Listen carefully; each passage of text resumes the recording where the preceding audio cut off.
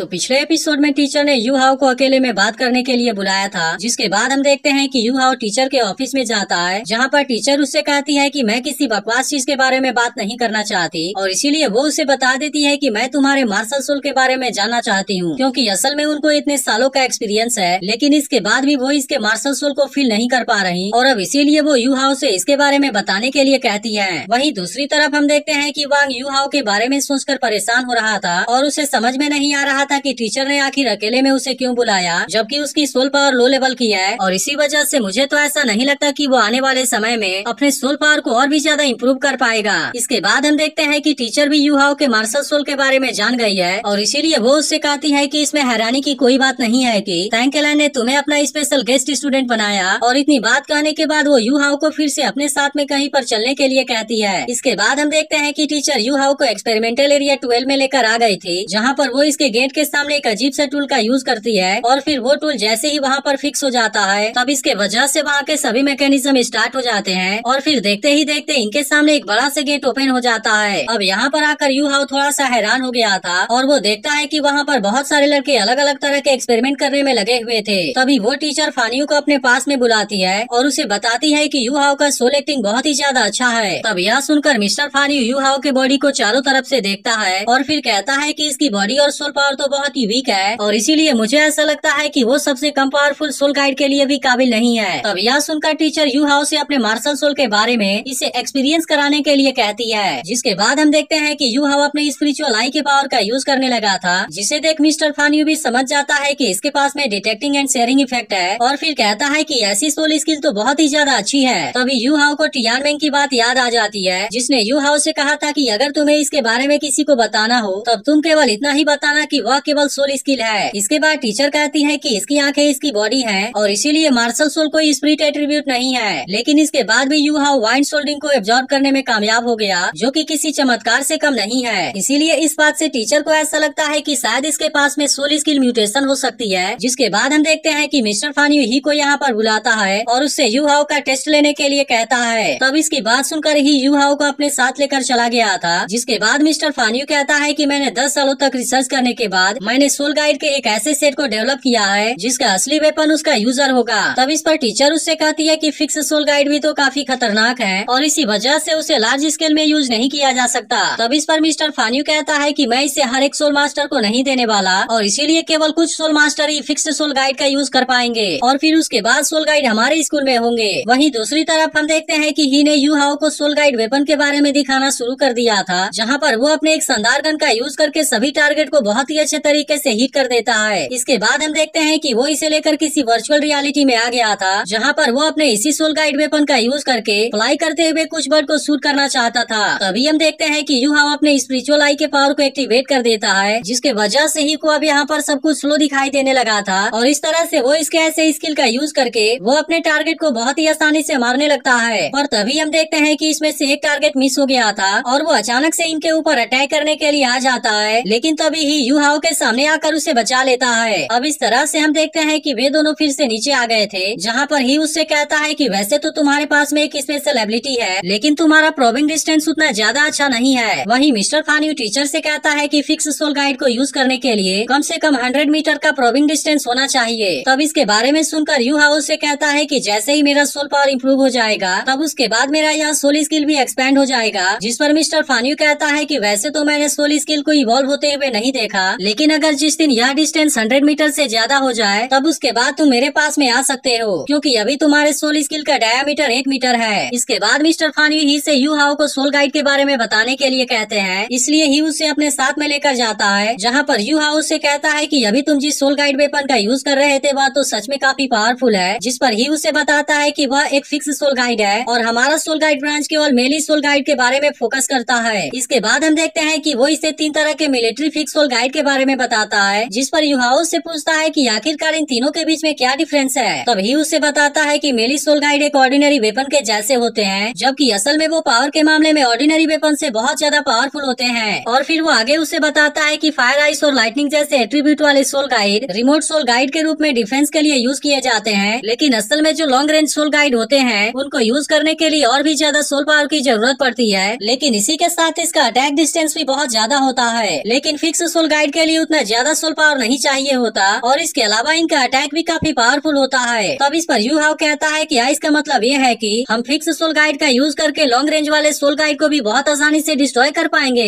इस पर ही कहता है कि हर चीज किसी न किसी कीमत पर आती है और क्योंकि फिक्स सोल गाइड ज्यादा सॉफ्ट होते हैं और अपने एट्रीब्यूट को फॉलो करते हैं, जिसके वजह से इसका यूज करके रिमोट सोल गाइड को सप्रेस नहीं किया जा सकता। और इसके अलावा इसकी सबसे बड़ी प्रॉब्लम यह है कि इसका यूज करके किसी मूविंग टारगेट को हिट करना बहुत ज्यादा मुश्किल होता है। यह सुनकर यू हाउ समझ जाता है कि इसी वजह से टीचर इसके साइकिक एनर्जी का यूज करके लोकेशन को डिटेक्ट करने का ट्राई करना चाहती है, क्योंकि अगर वे लोग सोल गाइड वेपन से टारगेट को एक्यूरेटली लोकेट करने में कामयाब हो गए तब इस तरह से इनका अटैक पावर सीधे 10 गुना ज्यादा बढ़ जाएगा। इसके बाद टीचर यू हाउ को यहाँ से चलने के लिए कहती है और यू हाउ इसे कहता है कि मैं अपने डिटेक्शन डिस्टेंस को इम्प्रूव करने के लिए अपना पूरा ट्राई करूंगा। तभी टीचर यू हाउ से बताती है कि मिस्टर फानी हमारे स्कूल में सबसे बेस्ट है और अगर तुम किसी तरह से उसका स्टूडेंट बन जाते हो तब उसके बाद तुम्हारे पास में अनगिनत पॉसिबिलिटी होंगे, लेकिन वो सबसे पहले इसे फ्रेशमैन असेसमेंट को पूरा करने के ऊपर ध्यान देने के लिए कहती है, नहीं तो वो इसे यहाँ से फायर कर देगी। तभी इसी बीच हम देखते हैं कि तेंगिया भी यहाँ पर आ जाती है और उससे कहती है मुझे पता है कि तुम्हारे पास में बहुत ही कम पैसे हैं, इसीलिए वो आज रात तुझसे यहाँ पर मिलने के लिए कहती है और वो दोनों एक साथ मिलकर पैसे कमाएंगे। इसके बाद हम देखते हैं कि इनका क्लास फिर से स्टार्ट होने वाला था, जहाँ पर वांग यू हाउ से कहता है कि आखिर तुम्हारा मार्शल सोल क्या है, जबकि तुम तो मेरे मार्शल सोल के बारे में देख ही चुके हो और इसे the goddess of light butterfly के नाम से जाना जाता है। तब इस पर यू हाउ से बताता है कि मेरी मार्शल सोल स्पिरिचुअल आइज है, जिसके वजह से ही उस दिन तुम मेरे ऊपर अटैक नहीं कर पा रहे थे और इसका यूज करके मैं तुम्हारे अटैक से खुद को बहुत ही आसानी से बचा रहा था। तब इस पर वांग उससे कहता है लेकिन मेरा मार्शल सोल बहुत ज्यादा रेयर है। पर तभी यू हाउ से पूछता है कि आखिर तुम्हारा second soul ring purple millennium soul ring क्यों है, जिस पर वांग उससे कहता है कि यह चीज काफी मिस्टीरियस है। तभी इसी बीच इनकी टीचर यहाँ पर आ जाती है और वो आते ही इनको क्लासरूम के बाहर इकट्ठा होने के लिए कहती है। तब इसके बारे में सुनकर वे सभी स्टूडेंट बाहर आकर इकट्ठा हो गए थे, जहाँ पर वो इनको बताती है कि आयरन क्लॉथ के वजह से तुम्हारा फिजिकल फिटनेस इंप्रूव होगा और अब इसीलिए तुम सभी को अपने सोल पावर का यूज करते हुए इस जगह का चक्कर लगाना होगा, लेकिन बेल बजने के बाद तुम अपने किसी भी सोल स्किल का यूज नहीं कर सकते और फिर उसके बाद रन के नंबर के अकॉर्डिंग तुम सभी को यहाँ से निकाल दिया जाएगा। तभी एक लड़की कहती है कि मैं तो सपोर्ट डिपार्टमेंट से हूँ, लेकिन क्या इसके बाद भी मुझे इसे पहनकर दौड़ना होगा। तब इस पर टीचर इनसे कहती है कि तुम में से बहुत को लग रहा होगा कि यह चीज अनफेयर है, लेकिन असल में मार्शल सोल अलग अलग ब्रांच में डिवाइडेड होते हैं, जिसके वजह से तुम सभी जरूर ही अलग अलग डायरेक्शन में जाओगे और इसी वजह से तुम्हारी फिजिकल क्वालिटी भी अलग अलग होगी। लेकिन इसी के साथ तुम्हें यह बात भी नहीं भूलना चाहिए कि बैटल फील्ड में तुम्हारा दुश्मन तुम्हें मारने में बिल्कुल भी संकोच नहीं करेगा और इसीलिए वो इनको समझाती है कि बैटल फील्ड में तुम्हारा दुश्मन तुम्हारे जेंडर को नहीं देखेगा और अब इसीलिए वो इन सभी को तुरंत राउंड लगाने के लिए कहती है। इसके बाद हम देखते हैं कि सभी स्टूडेंट इस जगह का चक्कर लगाने लगे थे, जिसमें से वांग तो अपने राउंड को बहुत ही आसानी से कंप्लीट कर पा रहा था, लेकिन यू हाउ की फिजिकल बॉडी कमजोर होती है, जिसके वजह से वो इसमें सबसे पीछे रह गया था और अब धीरे धीरे इसकी हालत भी काफी खराब होने लगी थी। वहीं दूसरी तरफ हम देखते हैं कि बहुत सारे स्टूडेंट चक्कर लगाने के वजह से थक गए थे, लेकिन तभी वो देखते हैं कि यू हाउ तो सबसे पीछे था, लेकिन इसके बाद अभी भी वो दौड़ लगा रहा है। वहीं उधर वांग ने सबसे ज्यादा राउंड को कंप्लीट कर लिया था, लेकिन तभी वो देखता है कि यू हाउ के पास में तो सबसे कम सोल पावर है, लेकिन इसके बाद अभी भी वो दौड़ लगा रहा है। इसलिए यह देख वांग कहता है कि इसका विल पावर तो सच में काफी स्ट्रॉन्ग है। वहीं दूसरी तरफ यू हाउ किसी तरह से इस एग्जाम को पास करना चाहता है, क्योंकि अगर वो इसे पास करने में फेल हो गया तो उसे वहाँ से निकाल दिया जाएगा। इसके बाद हम देखते हैं कि इसकी बॉडी अपने लिमिट तक पहुँच गई होती है, पर तभी इसी बीच उसे ऐसा फील होता है कि स्वांटियन स्ट्राइक अब एक्शन में आ गई है, जिसने की वैसे तो इसके दौड़ने के एबिलिटी को इफेक्ट नहीं किया था, लेकिन अब इसके वजह से उसके बॉडी और उसके मेरिडियंस के अंदर बहुत सारे बदलाव होने लगते हैं और इस तरह से उसके मेरिडियंस और भी ज्यादा फ्लेक्सिबल हो जाते हैं। लेकिन इसके बाद भी हम देखते हैं कि यू हाउ इतने आसानी से हार मानने वाला नहीं था और वो अभी भी ऐसे कंडीशन में यहाँ पर चक्कर लगा रहा था, जिसके दौरान हम देखते हैं कि वो यहाँ पर एक बार नीचे भी गिर जाता है, लेकिन इसके बाद भी वह फिर से चक्कर लगाने के लिए रेडी हो गया था। तब इसके ऐसे जज्बे को देख बाकी लोग भी काफी हैरान हो गए थे और इसी के साथ साथ वो यू हाउ से काफी मोटिवेट भी हो गए होते हैं। जिसके बाद हम देखते हैं कि वांग यू हाउ को सपोर्ट करने में उसकी मदद करने लगा था और इसके अलावा बाकी लोग भी आराम करना छोड़कर चक्कर लगाने लगे थे। अब इस तरह से हम देखते हैं कि वे सब टीचर के पास में आने लगे थे, जहाँ पर टीचर कहती है कि यह टेस्ट तो इनके विल पावर को चेक करने के लिए था और इन लड़कों के पास में तो सच में बहुत ज्यादा विल पावर है, लेकिन इसके बाद भी हम देखते हैं कि वो इसमें से सबसे ज्यादा यू हाउ से इम्प्रेस हो गई होती है और फिर जैसे ही बेल बजता है वे सब फिर से आराम करने लगते हैं। तभी टीचर इनसे कहती है कि मेरा रूल है कि जब तक बेल नहीं बजता कोई भी आराम नहीं कर सकता और अब इसी वजह से केवल यू हाउ को छोड़कर तुम सभी को यहाँ से जाना होगा। तब इसके बारे में सुनकर वे सब काफी उदास हो जाते हैं। तभी टीचर इनसे कहती है कि तुम सब यू हाउ से बहुत ज्यादा मोटिवेटेड हो गए थे और इसी बात को देखते हुए मैं तुम सभी को इस बार छोड़ देती हूँ। तब इसके बारे में सुनकर वे सब बहुत ज्यादा खुश हो गए थे क्योंकि आज इनमें से कोई भी एलिमिनेट नहीं होगा।